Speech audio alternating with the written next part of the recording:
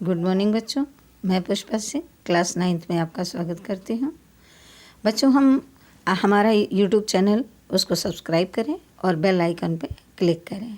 बच्चों इसके साथ ही गूगल क्लासरूम भी स्टार्ट हो गए हैं, उनको आकर ज्वाइन करिए और अपनी पढ़ाई जारी करिए। बच्चों आज हम पाठ 5 गद्य खंड के अंतर्गत नाना साहब की पुत्री देवी मैना को भस्म कर दिया गया ये पढ़ाएंगे। पहले बच्चों हम इसकी लेखिका के बारे में कुछ जान लेते हैं। इसकी लेखिका हैं चपला देवी जी। चपला देवी जी द्विवेदी युग की लेखिका हैं। इन्होंने स्वतंत्रता आंदोलन के दौरान पुरुषों के साथ और महिलाओं के साथ मिलकर अपने लेखन से आज़ादी के आंदोलन को गति दी। उन्होंने कई बार उनके आज़ादी के आंदोलन के जो कार्यकर्ता थे उनको अपने लेखन से उनका साहस बढ़ाया और उनके कार्य को गति प्रदान की।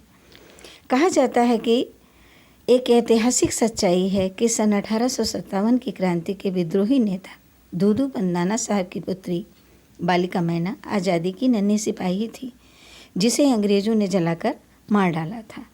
बालिका मैना के बलिदान की कहानी को चपला देवी ने अपनी इस गद्य रचना में प्रस्तुत किया है। बच्चों आइए इसके पहले हम थोड़ा सा नाना साहब के बारे में भी प्रकाश डालेंगे।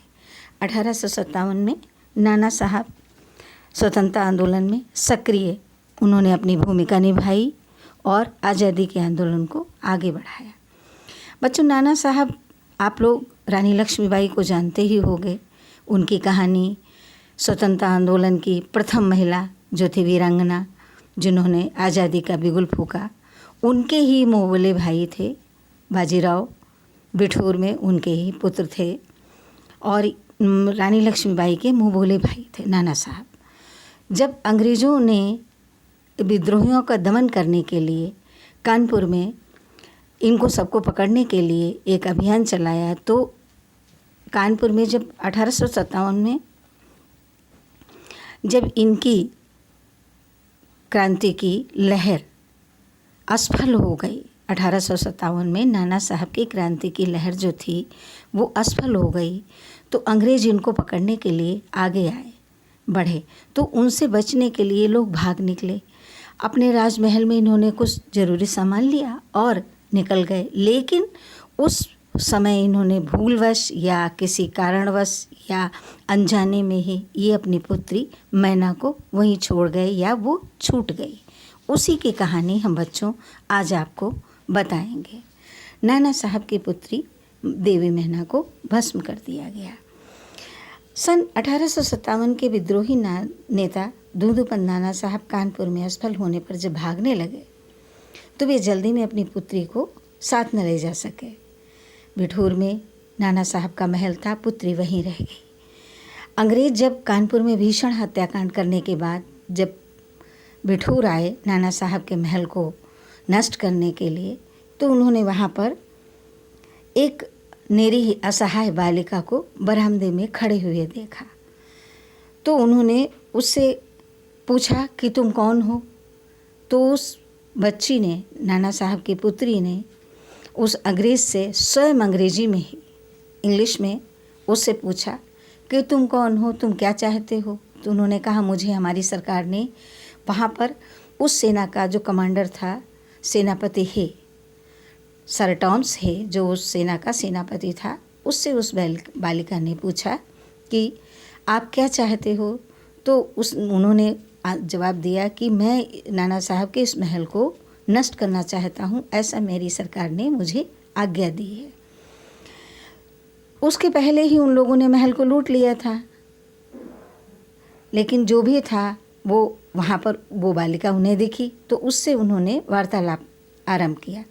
तो बालिका भी उनसे निडर और निर्भीक तर्कपूर्ण भाषा में उनसे बोली, कहने लगी कि आपको इस महल को नष्ट करने से आपका क्या उद्देश्य है।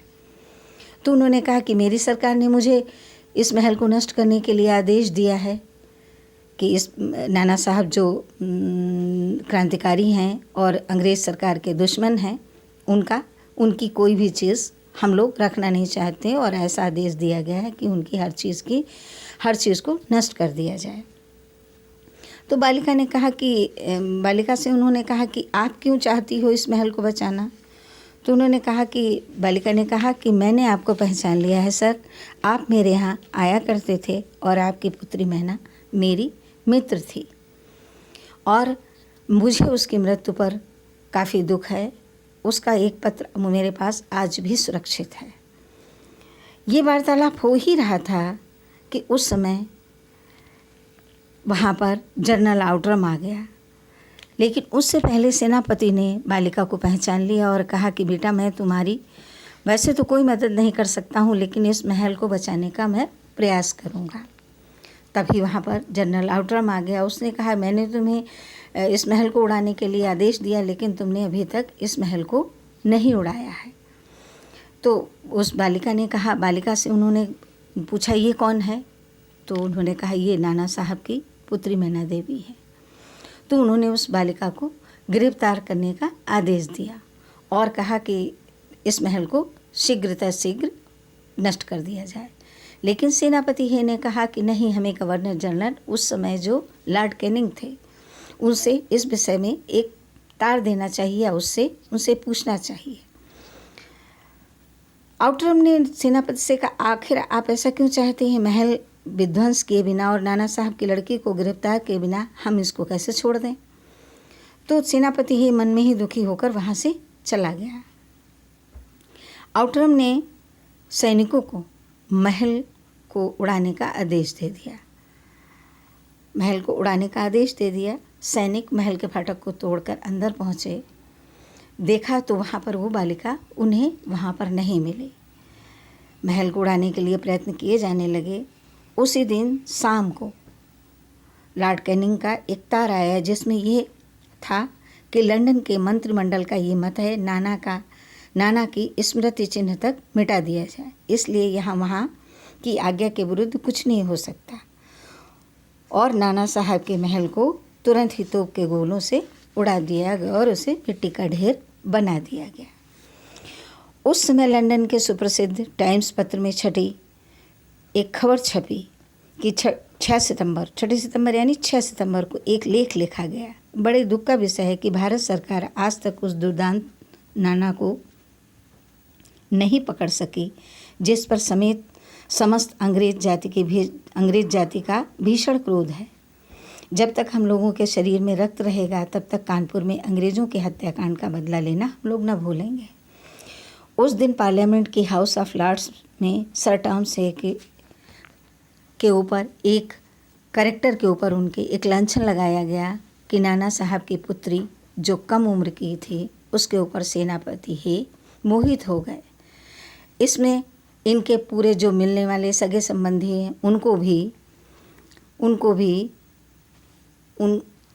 उनको भी सबको मार डाला जाए ऐसा वहाँ पर उन्होंने आदेश दिया।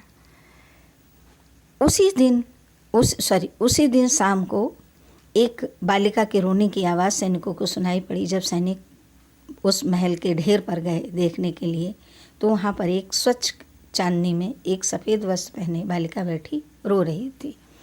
उन्होंने उससे रोने का कारण पूछा तो जनरल आउटरम के सैनिकों ने उसे पहचान लिया कि ये तो नाना साहब की पुत्री है।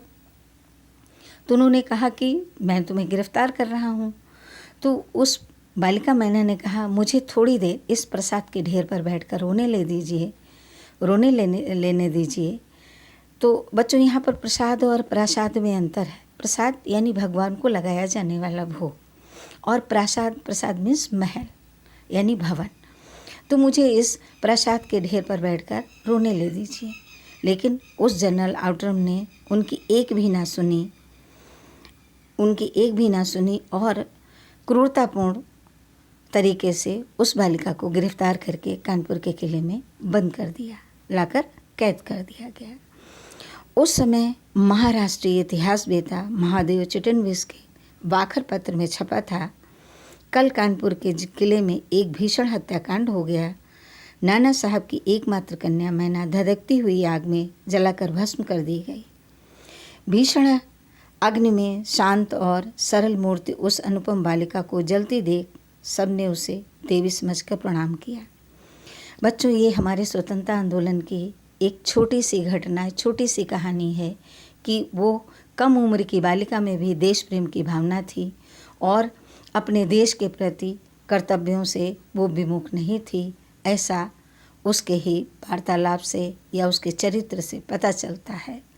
आइए बच्चों, हम अब इससे संबंधित प्रश्नों की व्याख्या करेंगे। पहला प्रश्न है, बालिका मैना ने सेनापति ही को कौन कौन से तर्क देकर महल की रक्षा के लिए प्रेरित किया? बालिका मैना ने सेनापति ही को कहा कि ये निर्जीव या जड़ पदार्थ महल ने आपका क्या बिगाड़ा है जो इसे आप नष्ट करना चाहते हैं? दोषी तो वो लोग हैं जिन्होंने आपके विरुद्ध शस्त्र उठाए हैं, ना कि ये महल आपका है। दूसरे, ये महल हमारे पिता की धरोहर है, इसमें हमारा बचपन बीता, मैं यहाँ पली बड़ी हूँ, इसलिए इस महल से मुझे अत्यधिक प्रेम है। प्रश्न नंबर 2, मैना जड़ पदार्थ मकान को बचाना चाहती थी पर अंग्रेज उसे नष्ट करना चाहते थे, क्यों? मैना उस महल को इसलिए बचाना चाहती थी क्योंकि वो उस पिता की निशानी थी और उसके बचपन की यादें उससे जुड़ी हुई थी, और अंग्रेज उसे इसलिए नष्ट करना चाहते थे क्योंकि वे विद्रोही नेता नाना साहब का महल था, वो उनकी कोई भी निशानी को छोड़ना नहीं चाहते थे। प्रश्न नंबर 3, सर टॉम सहे के मैना पर दया भाव के क्या कारण थे? सर टॉम सहे के मैना पर दया भाव के ये कारण थे क्योंकि जब मैना ने सेनापति ही को पहचान लिया तो सेनापति ही ने भी मैना को पहचान लिया था, क्योंकि उनकी पुत्री मैरी मैना की सहेली थी और इस नाते वो उस महल में, नाना साहब के महल में आया जाया करते थे, और वो मैना जो है उनको भी अपनी पुत्री समान ही प्रिय थी। इसलिए वो चाहते थे कि ये बच्ची भी बच जाए और इसका पैतृक महल भी बच जाए। क्वेश्चन नंबर 4, मैना की अंतिम इच्छा थी कि वह उस प्रसाद के ढेर पर बैठकर जी भर रोले, लेकिन पाषाण हृदय वाले जनरल ने किस भय से उसकी इच्छा पूर्ण न होने दी? मैना की अंतिम इच्छा थी कि आखिरी बार मैं अपने पिता के इस खंडहर महल को जी भर कर रो लेना चाहती थी, देख लेना चाहती थी। पता नहीं दोबारा इस जीवन में उसको इस जगह बैठने का या अनुभव करने का अवसर प्राप्त हो या ना हो, लेकिन जनरल को ये डर था कि कहीं इसके विद्रोही पिता नाना साहब ना आ जाए या कहीं कोई आक्रमण ना कर दे, इसलिए शीघ्र इसको गिरफ्तार कर लो, इसको यहाँ नहीं छोड़ना चाहिए। बच्चों समझ में आ रहा है? ये आपको लिख कर लाने होंगे, ठीक है। क्वेश्चन नंबर 5, बालिका मैना के चरित्र की कौन कौन सी विशेषताएं आप अपनाना चाहेंगे और क्यों? बालिका मैना की तो चारित्रिक विशेषताएं बहुत हैं, जैसे कि देश प्रेम, साहस, निडरता, बेबाक, तर्कपूर्ण भाव रखना या अपना पक्ष प्रस्तुत करना। इसलिए हम अपनाना चाहेंगे क्योंकि मनुष्य, हम जिस देश में रहते हैं या हम जिस देश के निवासी हैं, वो देश हमारे लिए सर्वोपरि है। हमारी मातृभूमि हमारे लिए सर्वोपरि है और हम उसके प्रति हमेशा निष्ठावान रहें, उससे देश प्रेम हमारा रहे और हम अपनी बात साहस के साथ किसी भी हमारे विरोध में या हमारे लिए जो अहितकर है उसका हमें हमेशा खुलकर डटकर सामना करना चाहिए और अपनी स्वयं सुरक्षा करनी चाहिए। इसलिए हम उसकी साहसपूर्ण निडरता को हम अपनाना चाहेंगे, ठीक है। क्वेश्चन नंबर 6, टाइम्स पत्र में 6 सितंबर को लिखा था, बड़े दुख का विषय है कि भारत सरकार आज तक उस दुर्दांत नाना साहब को नहीं पकड़ सकी। इस वाक्य में भारत सरकार से क्या आशय है? बच्चों, जो ये 6 सितंबर को लिखा था, दुर्दांत यानी नाना साहब के लिए उन लोगों ने ये वर्ड यूज़ किया है, और भारत सरकार से आशय ये है कि जो अंग्रेज़ सरकार उस समय भारत में कार्यरत थी, वो भारत सरकार, अंग्रेज़ों के द्वारा भारत में चलाई जा रही जो सरकार थी, उससे ये आशय है। इस वाक्य में भारत सरकार से यही आशय है, ठीक है। समझ में आया बच्चों? ये सारे कार्य आपको करके लाने हैं, आप इसको कल करके लाइएगा, हम इसको देखेंगे और अगर समझ में नहीं आता तो दोबारा आप पूछ लीजिएगा, ठीक है। Okay, good bye.